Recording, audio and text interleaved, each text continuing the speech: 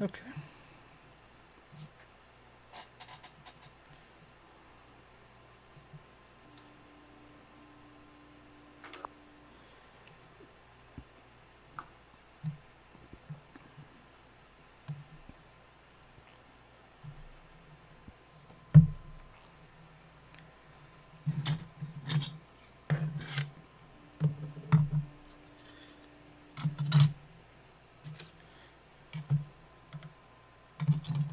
So I'm subscribed to Because We Make, Ethan Carter's podcast.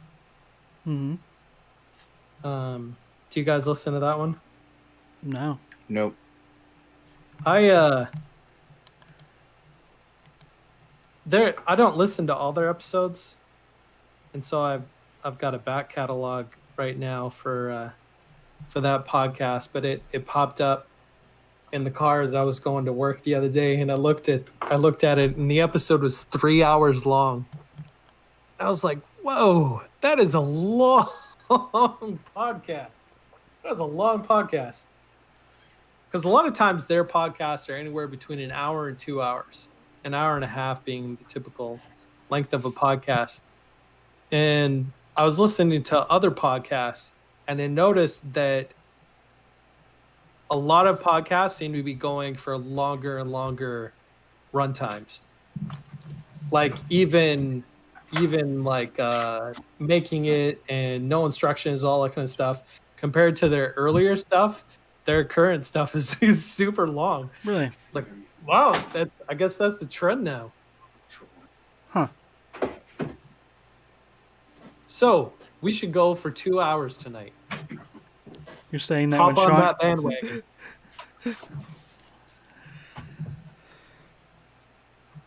Does that sound good to you, Sean? Of course. There you go. The answer is always yes, right? Mm-hmm.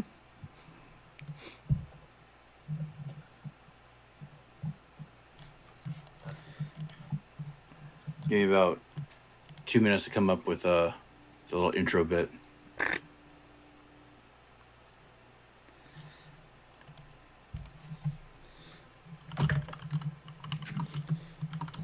You know what I realized? That I am consistently about 3 years behind the curve in terms of video games.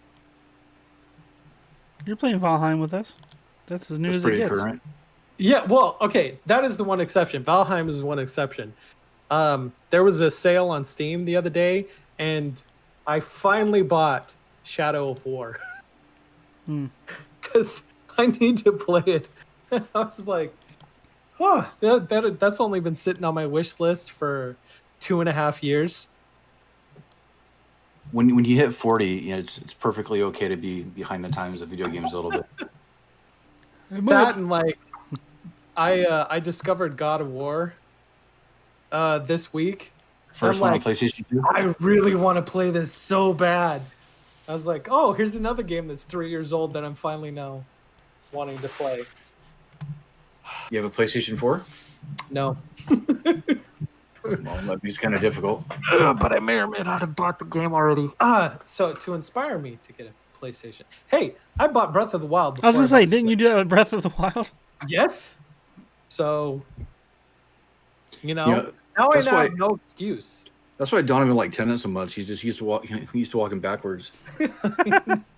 I know. It speaks on my level. He's the most excited for a game before he gets it. Then he gets the game. Then he gets the system. And then he stops playing. To play it. Yeah. And then he eventually buys the controllers. That's right. But like in all of this thought of like God of War and what was the other one? Horizon Zero Dawn? Yeah. Yep. So those are two that people are telling me I really need to play. And Horizon Zero Dawn is like 10 years old? No. Right? Not quite. No, it's on Steam now too. Okay. Anyways, I was like, you know what? I need to change my habits to maybe start playing current games. I'm like, well, maybe I should get a PS5 instead of a PS4. Nope. It's an expensive game to play. Well, it's like I figured if I get a like next gen console, maybe that'll force me to play newer games to get inspired to make projects that are relevant to what's being played right now instead of waiting for 3 years and being like, "Hey, here's a Breath of the Wild Playhouse." Yeah, but see, even the, though it's the 4 years. Zelda and the Mario stuff is like almost evergreen content in a way. Yeah, it is. It is evergreen content. The Borderlands stuff, I don't know how evergreen it's going to be, except for the caveat of The movie. is coming, Right. the movie. So there's a lot of hype around the movie. God of War, because I've already designed a God of War project that I need to make it. It's one of those things that the second I saw it, I'm like, I need to do this.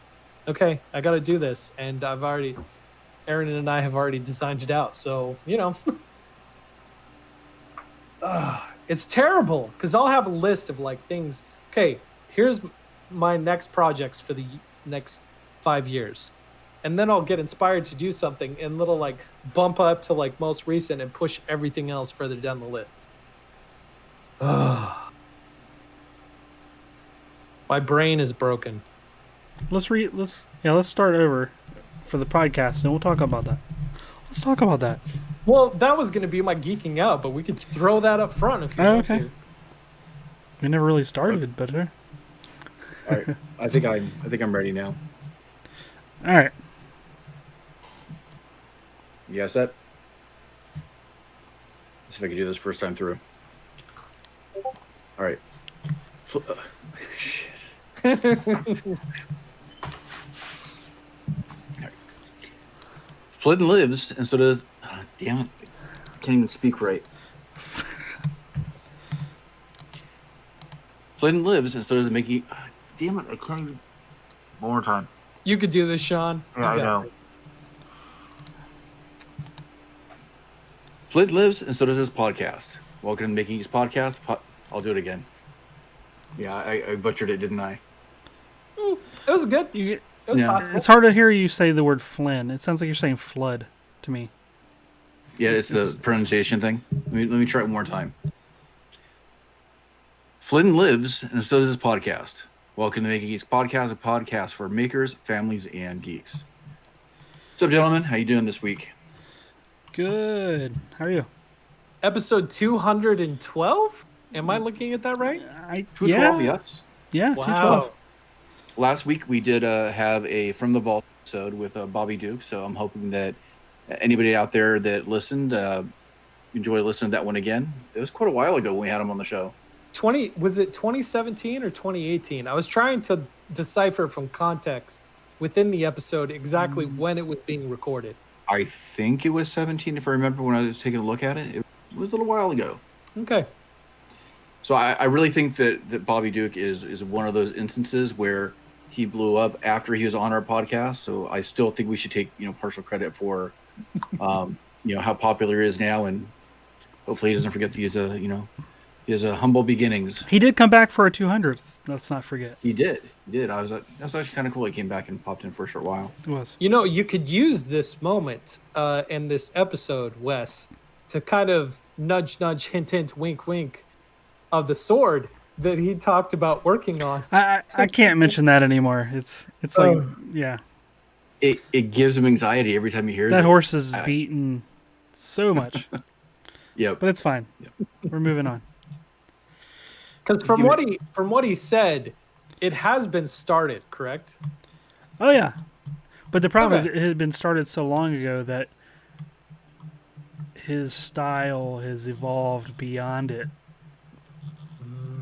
Wonder if you should ask him to send it back to you and at least have like a one hero side facing. You could put on the wall or something. Well, see, the thing is, I'll just say it now.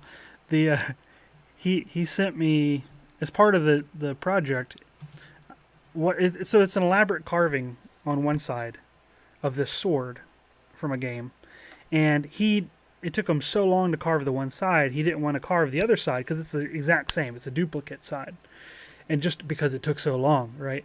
And so I had him take like 100 some photos, and I used photogrammetry software. This is like 3 years ago, and I generated a model, and I was going to CNC the opposite side to do like 80-90% of the work, and then have him do the rest, or even even closer, depending upon how well I can CNC it, right? Because it looked really good.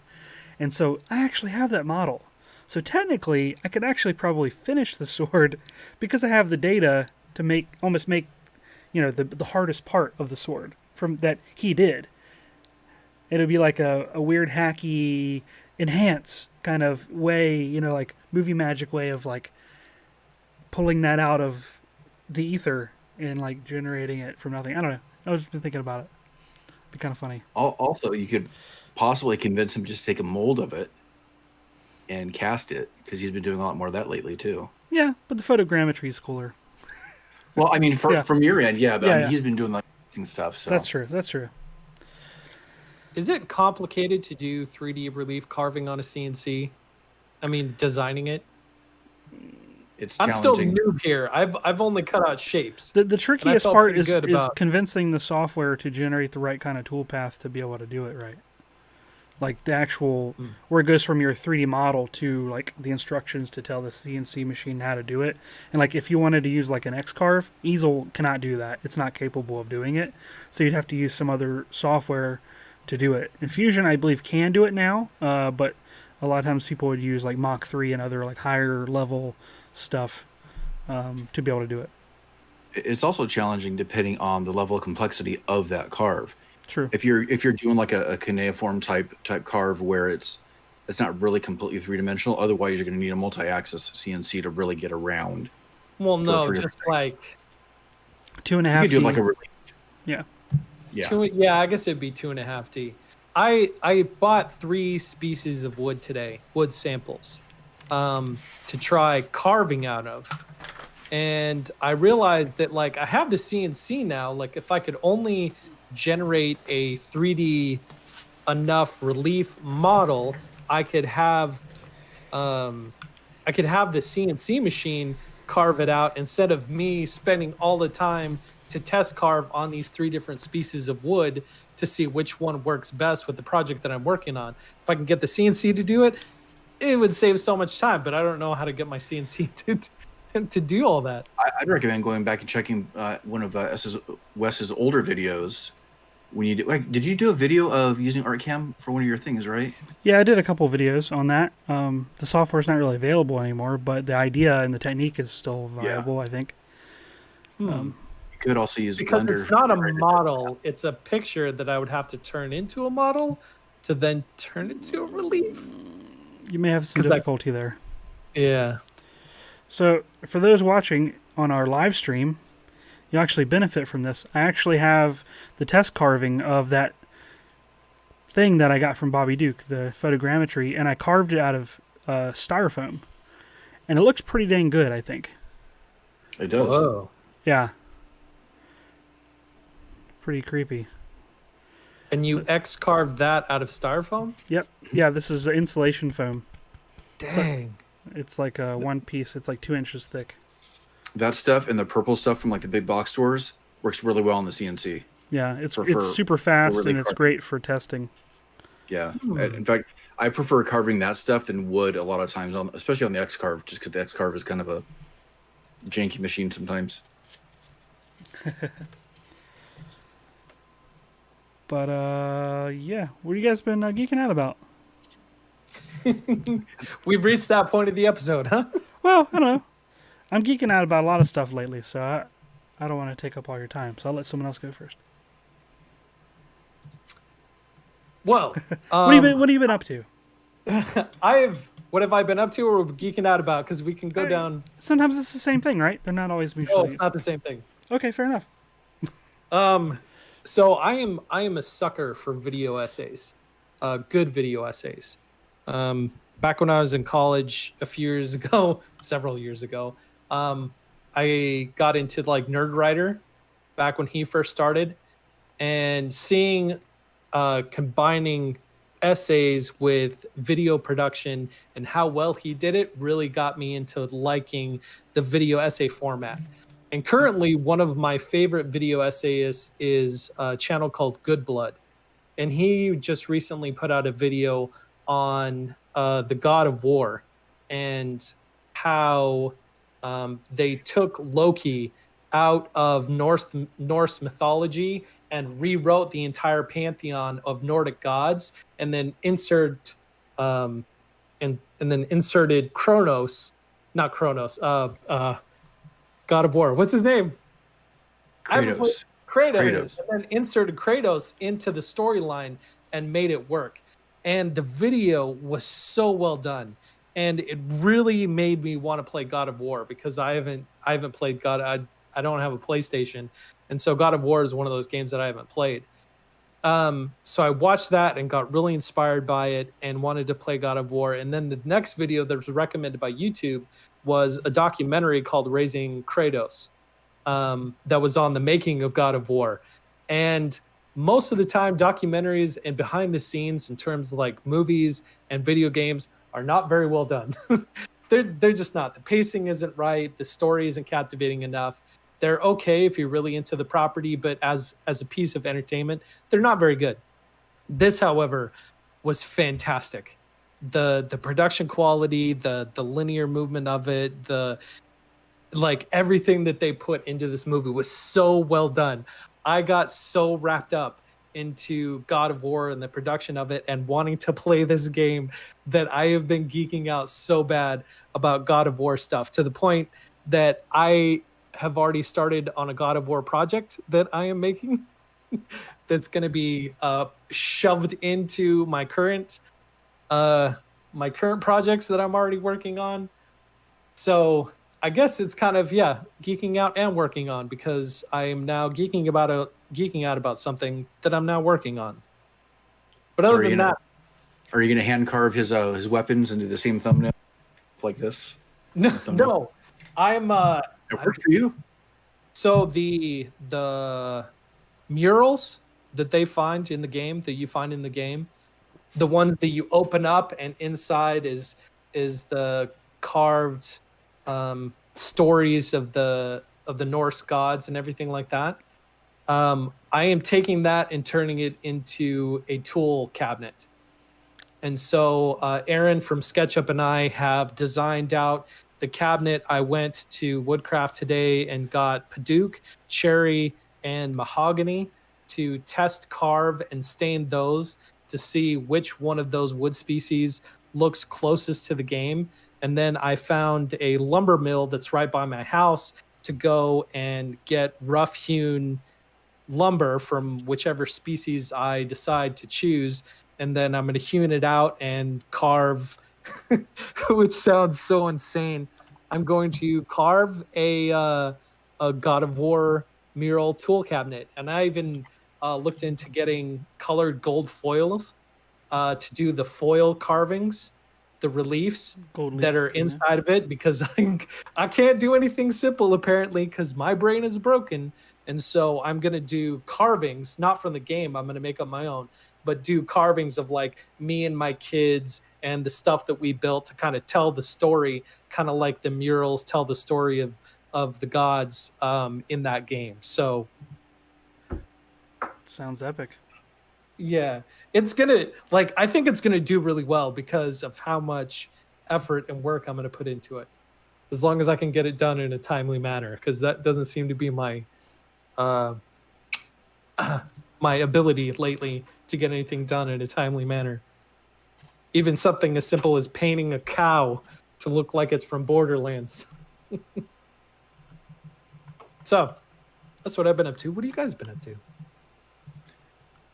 I have been, I had my spring break last week, and I was able to get out of town for one day. I went up to Solvang, which is about 2.5 hours from where I live here, which is really it was nice to get away. It's a little Dutch settlement town, and it was fun to spend the day there. But the rest of the week was spent redoing some things at my house I've been needing to do for quite a while. So I finally got new flooring in my house. And it wasn't really a project for a video, but it was a home improvement project where I had to cut all the baseboards and shoe molding and all that fun stuff. So that's pretty much what I've been up to. I haven't had much time to do anything fun or geek related, but it was kind of necessary to get done. And I got really good at cutting angles. That's not always easy. No, it's not. And I mean, they all came out pretty well, but I still had to kind of patch some of them up just because, even though I cut perfect 90s, walls aren't always, come together at a perfect 90, and some of them kind of warp this way.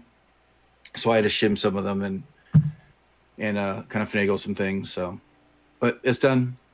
We're happy with it. And yeah, now on to the next project.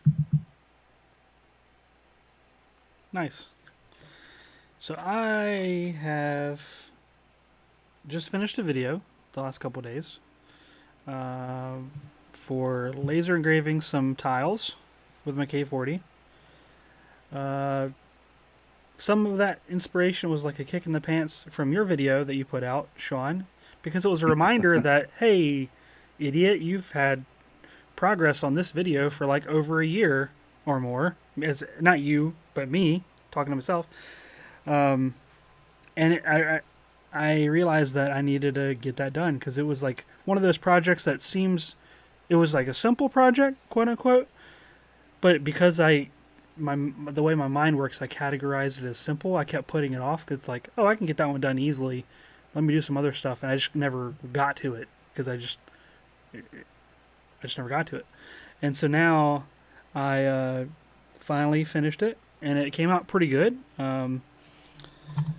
The video is about You're being modest. It came out really good. Well, thanks, man. It's a fun video. I enjoyed it. There was some stuff that I wanted to include that I wasn't able to, just for video continuity and stuff. But yeah, I think the tiles themselves, they came out pretty sweet. I'm holding a couple up to the camera for the live view if my camera decides to focus. Really easy for lasering glass tiles. It's a fun kind of technique. Not a whole lot of effort. The laser does the majority of the work, as it should be. And if you have a laser engraver, I recommend trying it. This is like one of the cheapest materials that I can like come out of Lowe's purchasing, as far as like raw material to do something with. And so that having that kind of over that project lingering over me, and not really thinking about it too often, like about how it was lingering over me, I think it sort of was mentally weighing me down, and I didn't realize it. So like when I finished it, I felt like this relief of, it's not like a huge project that was like super intense or anything. It was just because it's been on my plate for so long, it felt like more of an accomplishment than it normally would be, if that makes sense. And so I think and this leads into part of our topic for tonight, is maker slump. I didn't realize it at the time, but I was sort of in a maker slump from not that project in particular, but accomplishing and finishing that project helped me kind of peak above the clouds, that I was like stuck in. So now that was kind of part of the inspiration of talking about this. And also in the last couple of days, I've been meeting up with some local makers for some meetups. Now that we've gotten some vaccine kind of stuff mixed in there, so it's a little safer to do it. And having that interaction also has been like a positive, like injection, so to speak, into creativity and having myself want to make things, basically.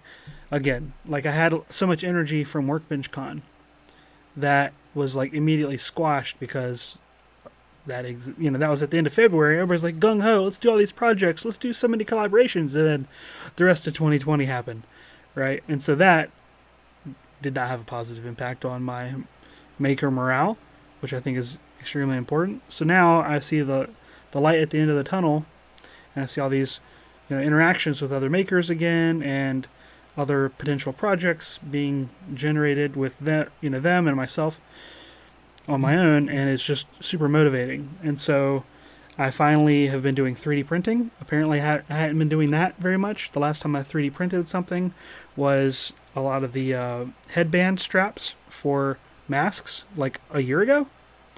I printed like hundreds of them, and it just kind of wore me out from 3D printing for a while. So much so that I was like, how do I do this? So I was like struggling a little bit. And I realized that I'm going to try to be more proactive in keeping my machines gainfully employed. Because like my robots are just sitting there waiting to do something. And if I don't tell them to do anything, they're just going to sit there. So I'm using that inspiration to start in my first droid build. I have a couple droids that I've been wanting to work on. And this one, because May 4th is just around the corner, if I can get it done before then, I think it'll be a kind of a cool video. I think people will enjoy it. And basically, I'm holding up parts of it here on the camera. So it's the TT-8L Gatekeeper droid from Jabba's Palace and also the Mandalorian. We talked about that. That's right. Yeah. I forgot about that. So like when C-3PO so knocks on the door and you see the little like beanstalk little head eye thing come out, it's like blah, blah, blah, you know, it starts speaking to him and you know interrogating him. That droid, the one that is like super annoying. I want to build that, and I want to actually install it in my house at my door. So when someone rings the doorbell, Yeah, forget ring. You have this thing. exactly. I had a ring. It sucked. I don't want to pay monthly fee. It does This suck. is going to be awesome. Now, granted, I'm holding it up here. This is as big as, I don't know, like a honeydew melon, like its spherical shape. It's pretty big. It's bigger than I thought it was going to be. So I'm going to have to cut a much larger hole in something in my house to make this come out of my wall. My wife doesn't know that I'm thinking about this. I've been thinking about this for like a year or more. And I think it's time to do it. And I have like 3 weeks to do it. Why not rush myself on something I've been wanting to do for a year, right? So I'm 3D printing the components for that. It's a design that thankfully I don't have to come up with on my own. I'm a member of a Patreon group that is like a droid building group. And this is one of the designs that are available on there. So I'll probably have to modify it in order to make it like mechatronically like viable and actually put a camera in it. I want to have like a Raspberry Pi camera at the end of it so I can actually see who's out there, because I don't have a peephole in my door. So it'll function as that. So this will pop out, it'll do the sounds or whatever and freak the person out. And if they're still there after they get startled to death, if they don't rip the thing off like Mandalorian did, then maybe I'll get some footage of them doing that. It'll be kind of cool, but we'll see if I can pull it off, but that's the intention. So I've got both my 3D printers printing stuff for that, and I'm even like employing my resin printer to do some other printing because it hasn't printed in a long time as well. I can picture an awesome crossover with Mark Rober with his glitter bomb packages, and then that thing there. Dude, I want to see that video so badly. if I can I pull it off. love your preface for it. Hey, you know that really annoying thing? I'm gonna make that. Yeah. I think that one freaked me out as a kid too. Like it's just like so startling, and like it's the more alien looking of the droids. And I don't really consider it like necessarily a droid, but technically it is one. It's just very bizarre. From the first time you Go ahead. From the first time you kind of showed me the idea a couple months ago for it, Yeah.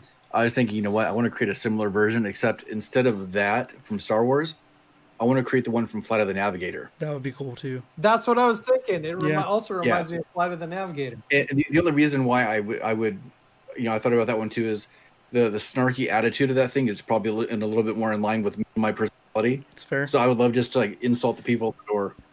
But would you want Wait to a have minute. to like Was do that- all the wrangling for all the Pee Wee Herman audio clips to do that?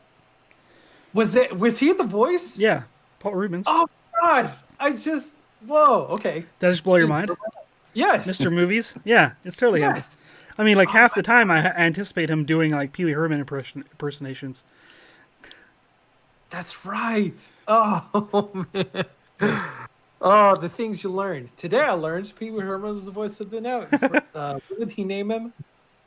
Max, I think. Max. Was it Max? It was like Max for short for whatever the long name was provided in the film, I think, if I remember correctly. You're blowing my mind, guys.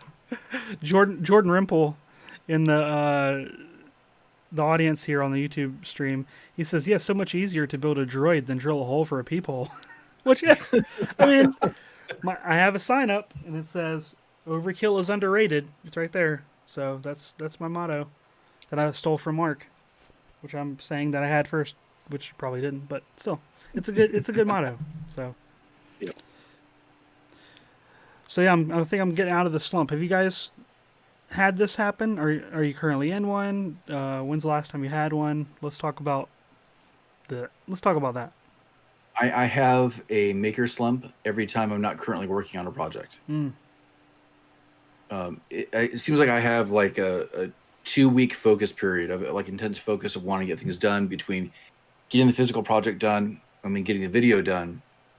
Most times, because sometimes I'll drag my feet in between having the project done and actually finishing the video too. So that could also present a little bit of a challenge. But then it almost takes me like a full month cycle to actually get into another project. Part of it is just general life stuff, other responsibilities here at home, but also it's kind of like general focus. Sure. So I think a small part of it is, when I look at the history of my videos over the last year, I've had very few videos perform in a way that I would say, oh, that's somewhat decent. Yeah. The last 2 videos that I've performed decently for my channel were both laser related, and there's not necessarily a problem with that, but I don't want to 100% be a laser channel either. Same. Yeah, same problem. And I mean, for the most part, I like the videos that I make. I'll go back and watch them every now and then because they're fun to me. I wish that it appealed to a larger audience that also felt the same way, but I also don't want to have to chase those numbers because it'll change my mission too much of what I want out of this. So I just kind of have to be okay with not getting views the way a lot of other people might. And if that's the case, then my pace is one video a month. That's kind of where I'm at. I can't justify a lot more than that unless it's pulling in more, because it has to take away from something else that I'm already dedicating time to, whether it's work, family, and other things. So it's a hard balance right now to decide between those things, because everything that I decide to do is taking potential time away from something else, and I don't have any extra time left. It's all filled at the moment. Yeah. So what is your own metric for whether or not a video performs well?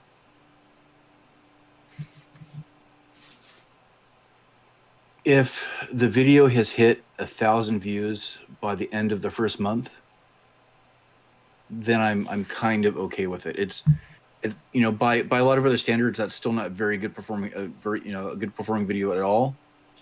But for mine, that means after a couple of months, it'll probably hit 5,000 or 10,000. And if all my videos were able to hit 10,000 views after, say, 2 months or maybe even 3 months, I would actually be fairly happy, because I know what that translates to me for me financially. I'm not in it for I'm not doing this for financial gains, but it's a nice measure of a return on your time. Yeah. Huh. Okay. Because that's one of the things that I'm having to consider with everything going on, with future plans coming up, like trying to figure out a benchmark for what constitute a good video, like in terms of like views and retention and everything like that. Well, you're kind of in a different position right now too, from what you've disclosed to us, off the show. I know that your expectations are a little bit higher for what you want out of your videos, but you've also done pretty well with a lot of your last videos too. But in terms of the slump, I guess we could start with that and we could kind of expand from there. Do you feel like how do you deal with slumps when you're making? If you feel that you have them. I don't. I did. It's not. I'm not trying to like flex or something like that. My problem is never a creative slump, because we're talking about like creative slumps, right?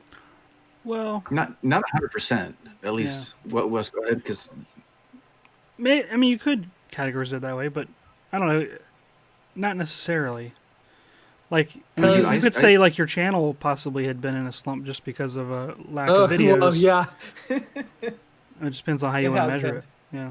because Yeah. for the three of us, I don't think there's any real lack of creativity. For No, me, it's kind of absolutely like not. it's kind of like a lack of action. It's all that, and also like a lot of my ideas fight each other in my head for like For dominance. retail space. Yeah, and so like getting him to shut the hell up is like half the problem, and then being okay with what ends up coming out of that, and with the, like you said, with the time that I have available, and then as things come up, other projects and other house projects come up that instantly take more precedence, or things that happen in family or what have you, it can mess with me a little bit. So I don't know. In terms of that, I guess my slump would be in the middle of a project, Hmm. because I am really good at coming up with the ideas and starting a project, and an initial design and work and motivation that goes into starting a project. I never have any problems coming up with the idea, figuring out how to do it, and then starting it. That's not my problem. My problem, in terms of, I guess, a slump, would be the last quarter of the project, of trying to figure out how to get past those last few things to just get the project done, which is why in the last 7 months I think I've had 2 videos. I'm not even at one video a month. I'm at like one video every other month and a half. So yeah, I guess my slump would be in the like finishing the project. Hmm.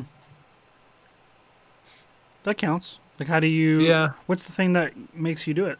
To makes you motivated enough, or what have you, to get over that hill? I think a lot of the time is uh getting inspired to do, like, wanting to do something else bad enough that I get this thing done first so that I can go work on something else. Yeah. Yes. Yeah. Cuz like a lot of my projects, especially when I first started out on YouTube, I had to go through like several iterations of that thing just to get to the final outcome. Like, for example, my first project was the Millennium Falcon Theater, the little dome that you slide a tablet into. You can't tell by the video, but there I built 3 different domes, because the first one really didn't work out. The second one didn't work out to the point where it would just fall apart. And so the third one was the one that made it to the end, which was a different design and structure from the first one. Nobody ever noticed, thank heavens. But I had to do that 3 different times. And I had worked on that like every day back when I used to have time, when I only had 2 kids. 2 kids. And I worked on it every day. So by the time I was done, I wanted to be done with it so bad, because I didn't want to have to work on it anymore. I wanted to go work on something else. It could burn for all I care. I just wanted it done. So really quick though, you said you had to do it 3 different times.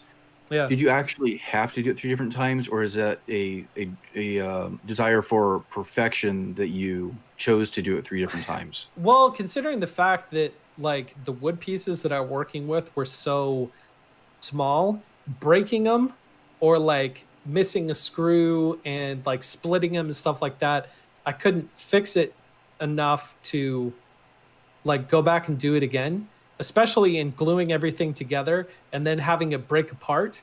I had to go back and like recut things. And because I didn't want something mismatched from one part of it as in terms of another part, because like I had to mix my colors back then because I didn't have enough paint and whatnot. And so I had to redo everything so there wasn't like blotchy color patterns between like the windows and the frame and all that other kind of stuff. So So you're concerned with that, but you were also concerned with continuity. yeah, Yeah. Have you not watched YouTube videos before? No, I know.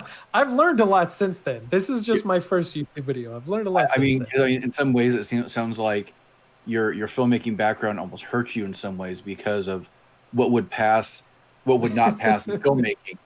You could definitely get to pass it for a YouTube video. Yeah, which is why in my early videos I always wore the same shirt, There's the a uniform. same lumberjack like plaid red and black shirt, because every single shot was a different day. And I'm like, if I didn't wear the same shirt whenever I worked on a project, it would be like blue, green, red. Like every single frame I'd have on a different outfit. So I intentionally like did that. My videos recently, yeah, every other frame it's a different outfit, different shirt, just because I gave up on figuring I'll have that continuity, even if my project, doesn't have the continuity. It's also okay to let the audience know that this took several different days to complete, Oh and my you're not gosh. super maker and you did it all in one afternoon. Yeah, I'm no April Wilkerson, but I get by.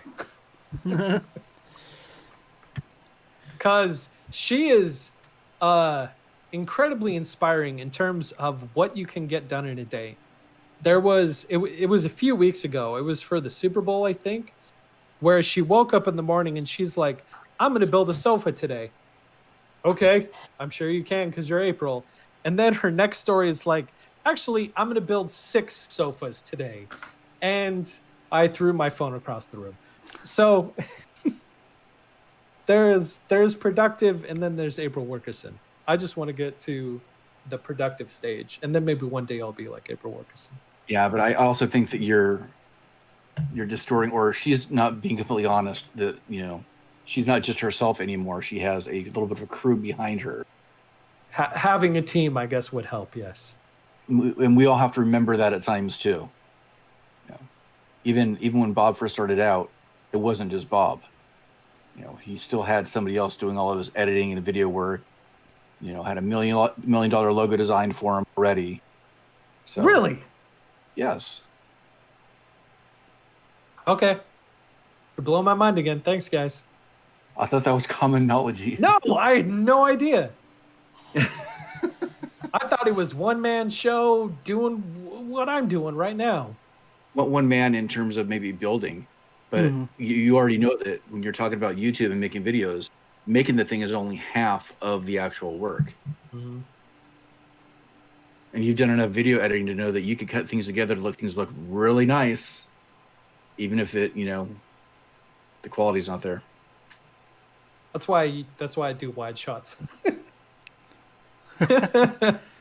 Looks great from far away. Still like it. Just don't look at it too close. I just highlight the flaws and say the hell with it. Yeah.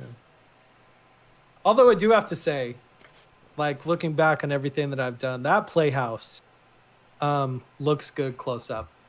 I'm more proud of that thing, and the little Sea of Thieves treasure chest, the tiny little one that I made for my kids for the Tooth Fairy. Between those two, I think are the highlight of everything that I've made so far in the past 3 years, which is probably weird to say, but yeah. Yeah, so some of those early videos of yours are a lot of fun, and it's They frustrating. are. And I feel like that about some of my early work too, but it's so frustrating because, it's really hard to generate those views. Unless you make K40 laser videos all the time, every day. Yeah.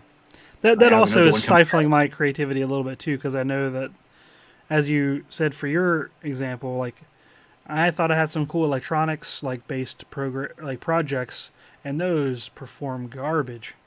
I might as well not even have uploaded them. Like they're so bad compared to the laser videos. It's like night and day.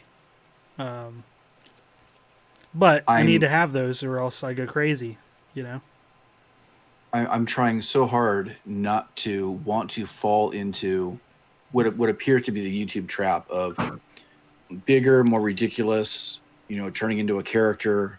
Mm-hmm. I really don't want to head down that path. Yep. And it makes things a little bit more difficult for getting attention because you have everybody else that is just generating spectacle after spectacle that tends to get more eyeballs than making what we would consider a decent project. Like a peephole, through a door. Do you have to knock a hole in a wall and put a animatronic droid there to scare the pants off of somebody? Yes, you do.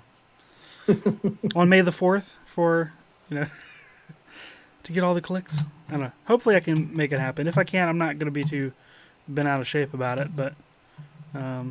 Because in the end, you still have a robot in the front of your house that scares the crap out of people whenever they ring your doorbell.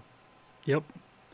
See, currently I have a 3D printed sign that's been up there for years that has text on it that says, no soliciting, and it says, like, that even means you.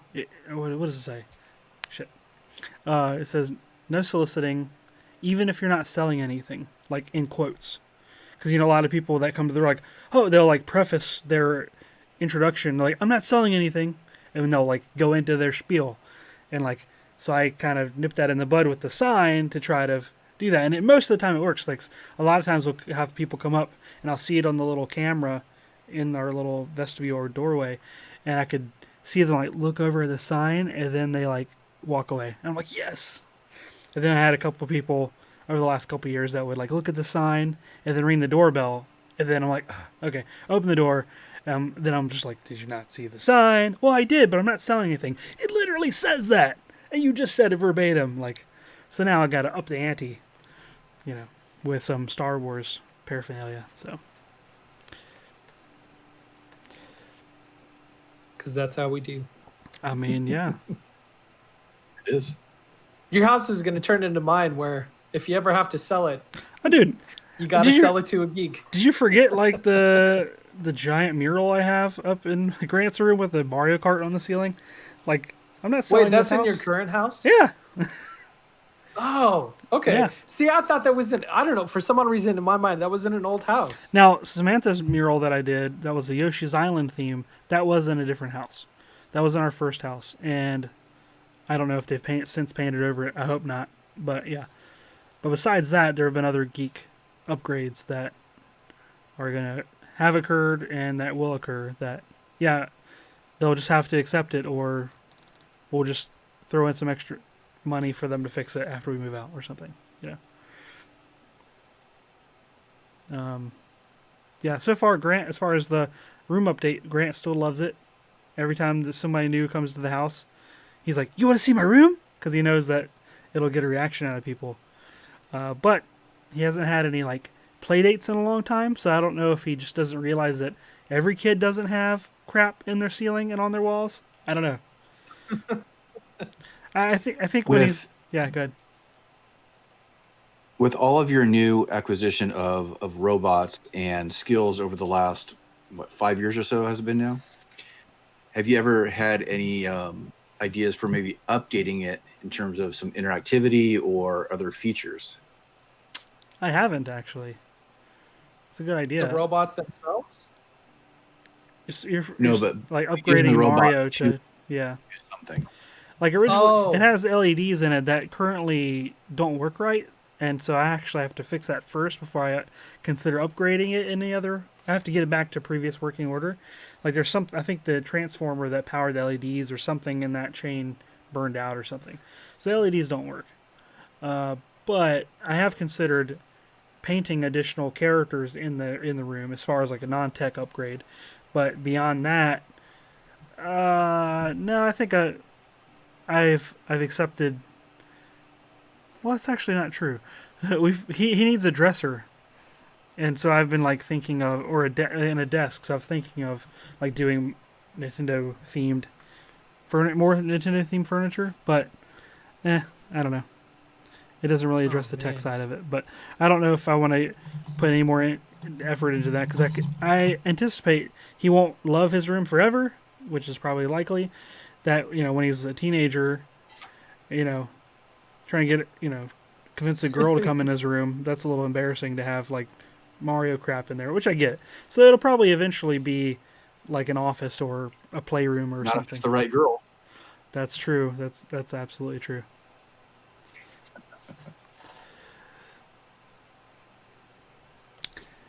Yeah. So before we started recording, we were talking about the evolution of kind of the conversation in terms of starting with talking about maker slumps, but also then looking at maybe a more positive side of it. Because I think that we had all kind of said, or at least Wes and I, you were talking about part of the slump being somewhat related to the situation of the last year. Sure. And, now we're able to kind of see like a little bit of a light at the end of the tunnel. And do we see, what impact do we see that having on what we do in terms of what we make? Have you even like thought that far forward yet with anything? I don't want to answer this question. the my life has not changed at all since before the pandemic till now. I know that's a hard thing to say considering the fact that it's impacted a lot of people in a lot of ways. But just because of where I live and the job that I have, if I didn't listen to the news at all, I would have no idea that the rest of the country was going through something entirely different, because every day of this pandemic, I get up, I take my kids to school, I go to work, come home for lunch, like work on my projects, come home, put the kids to bed, wash, rinse, repeat. Like nothing has changed for me except wearing a mask when we go out somewhere. And so I don't want to say it's hard, because it's been really hard for a lot of other people, but it's different to realize like how much your life hasn't been impacted by something that's global, that's impacted the rest of the world. And the hardest thing for me is I'm not, this is so hard. Like, I don't want to sound like ungrateful, but the hard thing for me is like not getting to work from home and not having like my kids being able to work from home and getting time with them and being quote unquote stuck inside with your family. Like I haven't been able to, I haven't gotten that. So looking forward for me is seeing exactly where I am right now, because it's exactly where I've been the last year, which was exactly where I was before that. And so that's a hard question for me to answer. Well, certainly you think we would have had another Workbench Con by now. Yeah. So in that instance, like like interactivity with other makers on a face-to-face level, like opportunities for that are definitely declined, I would imagine, for you. Yeah. Maybe not entirely, but somewhat. I mean, we have Zoom. Impact. What'd you say, Sean? I said, I mean, not having the opportunity for some of those meetups is still the impact. Right. You may not directly feel the whole stay at home, distance learning, and work from home type thing, which I don't want to say that one is better or worse than another. They both have their upsides and downsides. But the social isolation is tough to deal with.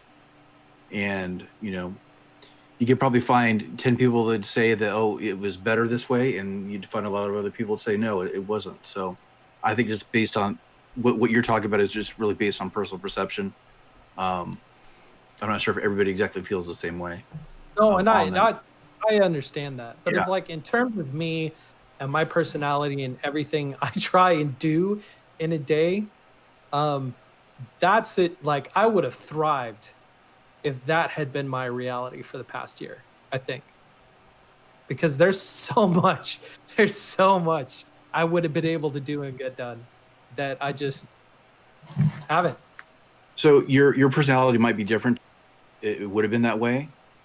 I thought I was going to be able to get a lot more done because I was home so much. It didn't end up being that way for me at all. I ended up probably working more than I normally would have. It was a weird situation. I've heard that before too. It's really strange. I probably had more meetings than I've ever had before. Even though my day was kind of technically done by 2:00, I wasn't off the computer until a couple hours later because of everything else I had to try to manage and do. It was a different situation, and yeah, but maybe that was just my personal reaction to it as well. What kind of lights do you see at the end of your tunnel, Sean? Like, what are you looking forward to being able to do, or that gives you hope? I need to get out with my family a little bit more. I mean, over the last year, we've taken a lot of day trips, but we really haven't been away from home more than a day.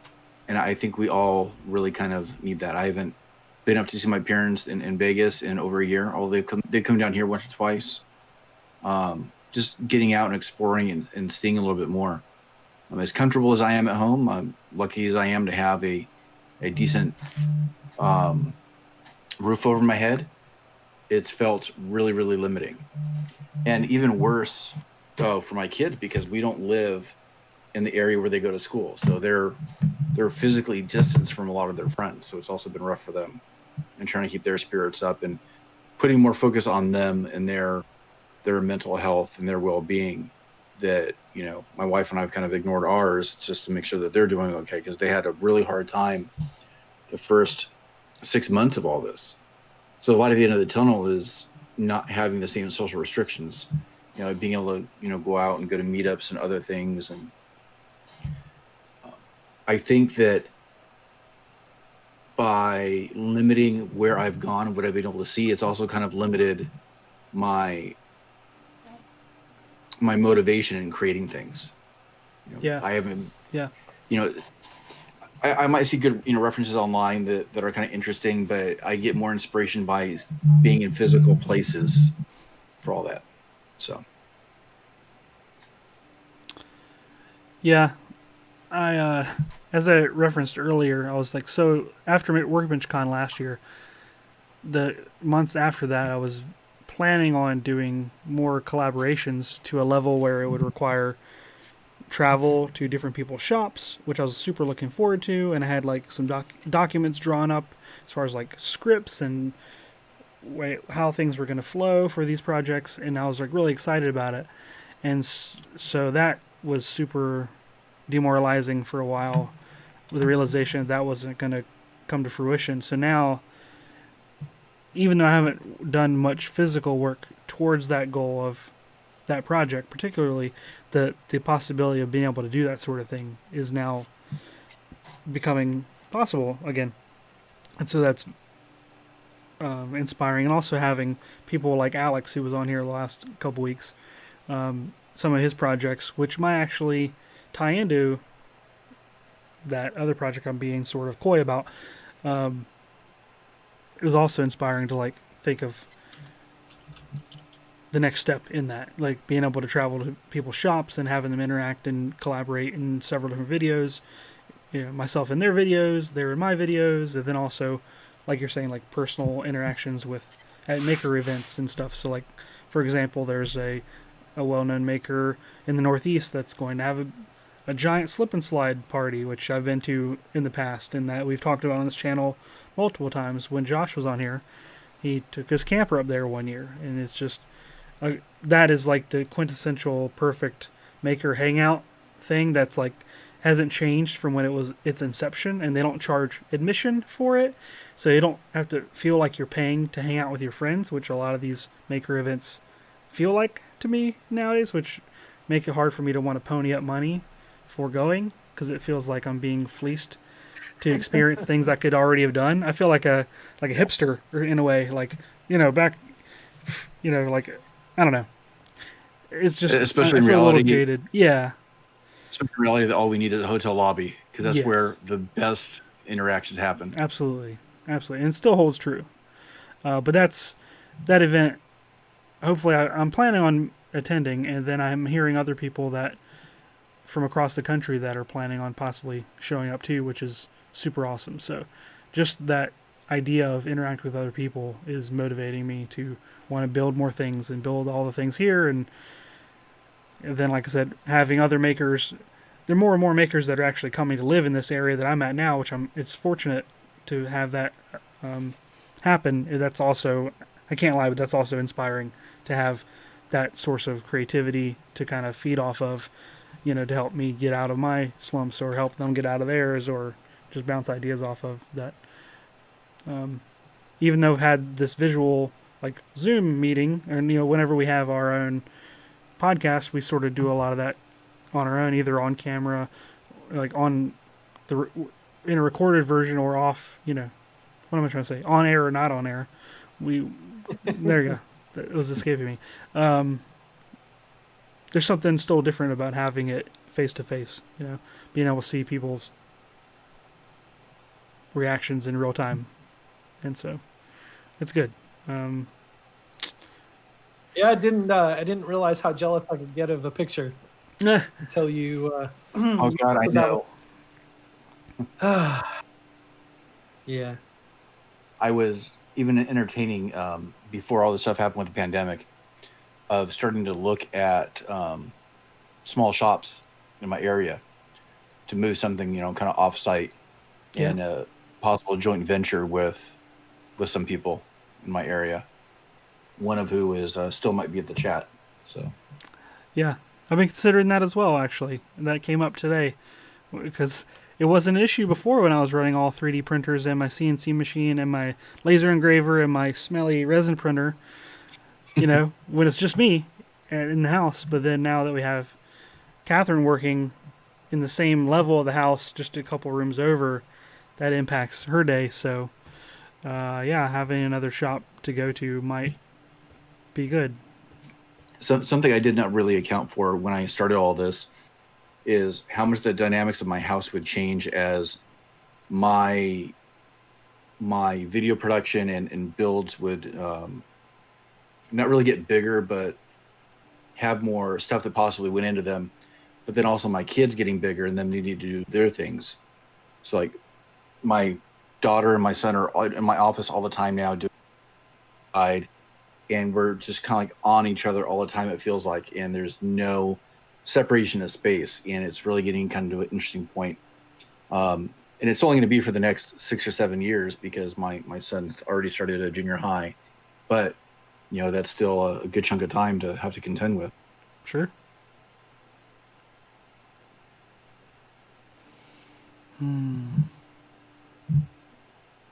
Only 6 or 7 years. It goes by fast.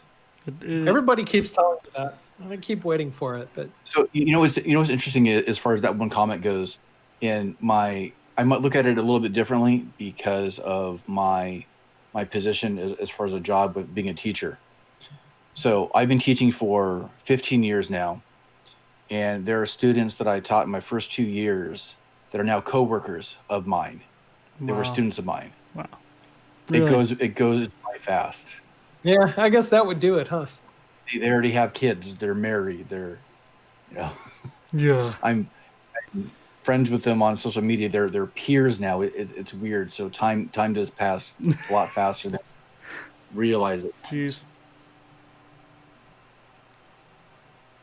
And it seems like it gets faster once they hit about 5th or 6th grade, where my kids are roughly in that area. Right on that precipice of being a teenager as well. Interaction and the dynamic of the house changes severely. My son isn't just a kid anymore. He's like this little dude walking around. It's weird. That is cool, though. It is weird. Yep.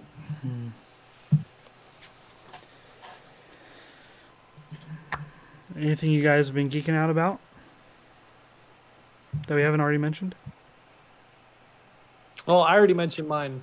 If you haven't seen it already, the channel Good Blood, go watch his videos. They're really good. Something I'm geeking out about, a little bit, actually quite a bit different than what I would typically mention on the show. But a lifetime ago, I was an athlete in high school, and wrestling, baseball, and track was pretty much my life. So through the early to mid 90s, that was pretty much my primary focus. And on Netflix, it's been out for a short while, but I just recently watched it. I don't think I've talked about it on the show. There's a documentary called The Last Dance that is a documentary about the Chicago Bulls in I think it was the early to mid 90s, and basically their championship run.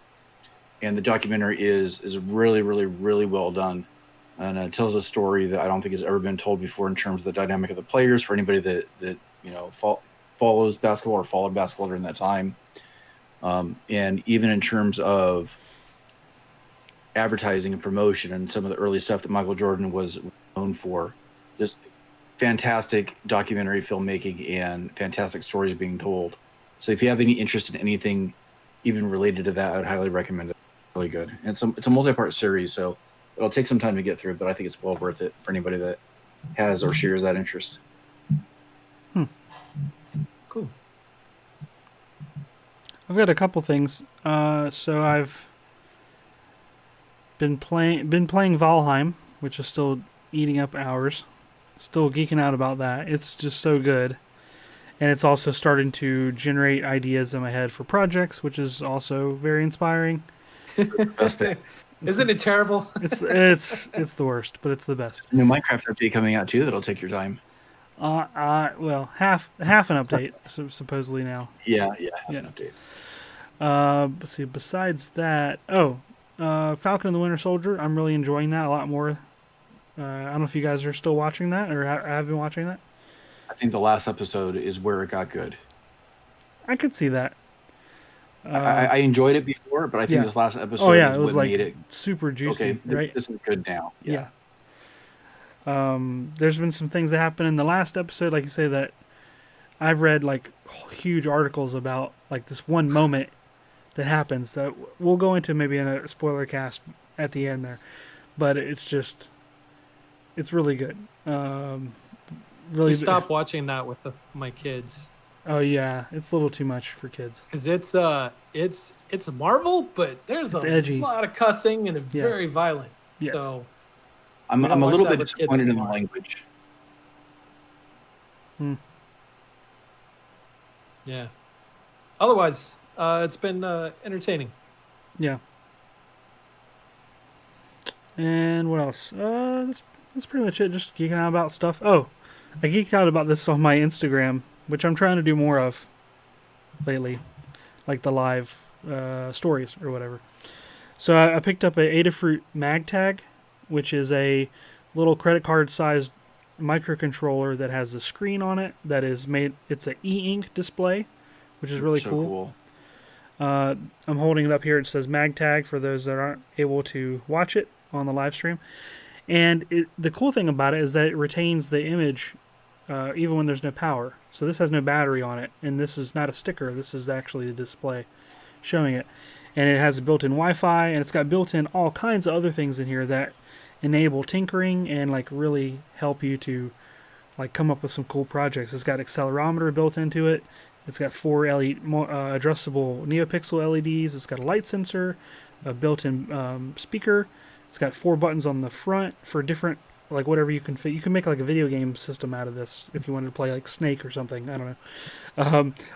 It's got connections on the back to hook up to like servos or relays for the bigger things that this activates. I've seen people have these on like lanyards. I had a similar device a couple years ago that was a color thing, but yeah, this could be like a name tag on a lanyard. It could say your name or whatever on it and have it change. And because it has Wi-Fi built in, you could like link it up with online services. So maybe I was thinking this is an idea. I'll bounce it off of you guys. What if there was like a maker inspiration quote library that like you had one of these attached to your fridge because it has magnetic standoffs as well for this particular device, and it'll constantly look at this library of quotes. Maybe it's a tweet or Twitter account listening to like hashtags or something. So different makers could have inspirational comments that show up on here dynamically. It would check every day or a couple times a day and update. I think that would be kind of neat. It could be kind of fun in a controlled environment if we knew who was putting messages on it. But yeah, I was about to say there's a lot that the friggin' people could do with that. Quotes. Oh yeah, I mean it could be.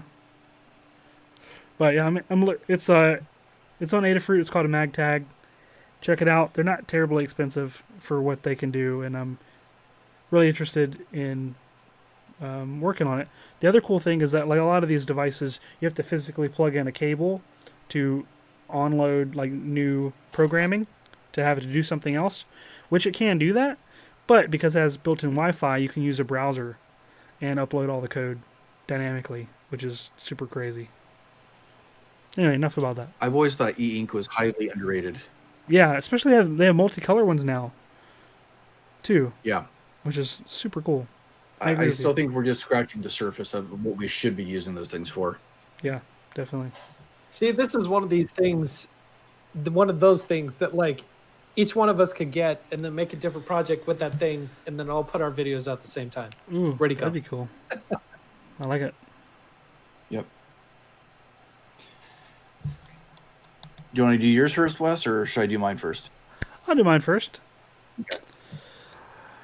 And what is my thing, you might ask? Well, my thing, I talk about our patrons over at patreon.com/makinggeeks.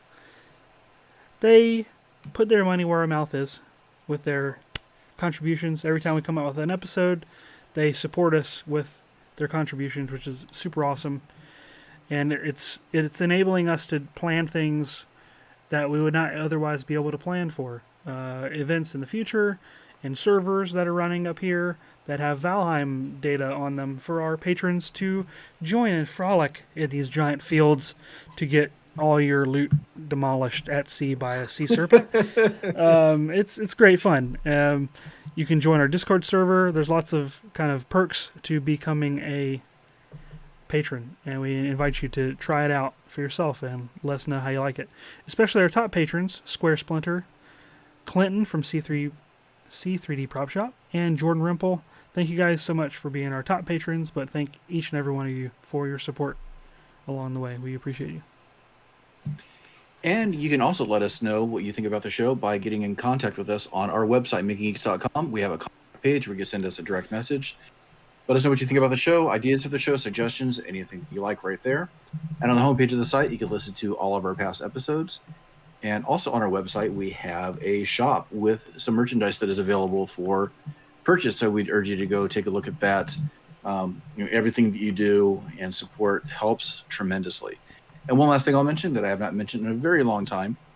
If you are an audio listener and whatever podcast player choice that you listen on, dropping a review on there would be hugely beneficial as well to all of us, and also gives us more feedback about what you think about the show. And I'm going to mix it up a little bit and say you should come check out our websites. Each one of us has websites that you can come check out and see what we're making, even though most of it points to Instagram anyway. So if you want to see Sean's, you can go to geekbuilders.com. Wes is at geeksmith.net. .net. Oh. I can't afford .com. Not making that Wes .com money yet, are you? Wes is at geeksmithing.com, and I am at onceuponaworkbench.com. All right, you can find new episodes of the podcast every Saturday morning-ish on your podcast player of choice. I want to thank everybody for hanging out in the chat. It's always fun having that direct interaction and conversation during the show. I want to thank everybody for listening, wherever you are. Have a fantastic week. Take care. See you guys. See you next time.